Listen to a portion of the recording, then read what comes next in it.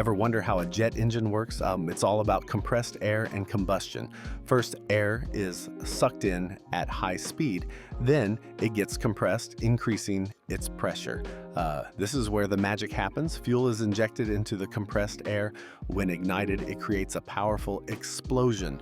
This explosion pushes the air out the back, and that's what propels the jet forward. It's a perfect dance of physics and engineering. Want to learn more about how things work? Follow for more amazing insights.